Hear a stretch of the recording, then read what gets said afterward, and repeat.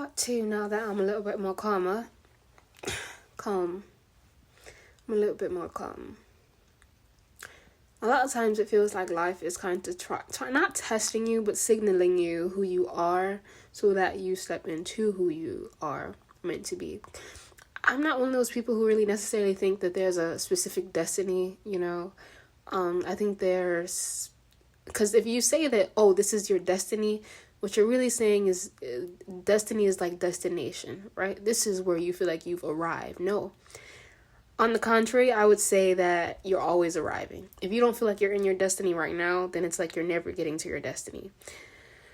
Maybe the destiny is that peak feeling where you feel like, oh my gosh, there's so many amazing things happening all at once, but there always is so many amazing things happening all at once. So your destiny is simultaneously always happening. Which, if you believe in parallel universes existing, then your destiny is here. Your destiny is here and now. It's what you do right here and now. Not to say everything is here and now. Not to not say it's here and now. What I'm saying, without trying to sound like people who just say, oh, everything is the present, or like sound like super cliche.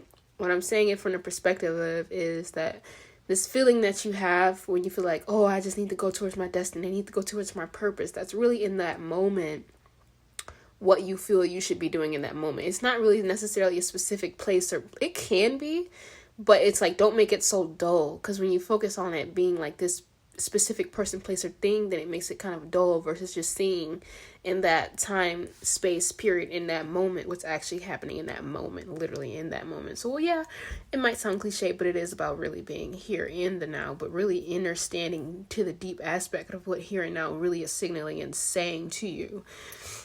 Because a lot of times in a certain here and now moment, it's like, it's those little small things that kind of have like the bigger impacts. That's kind of like telling you, hey, this is how you feel. I need you to at least acknowledge how you feel and express yourself and know that this is what you're feeling. And a lot of times we don't know. We can't.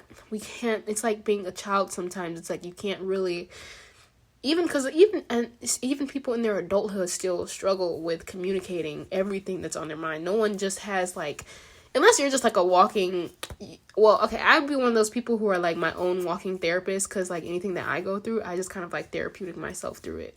So in a sense, we can be our own therapy, but you have to be very, very in tuned enough to do that and be that.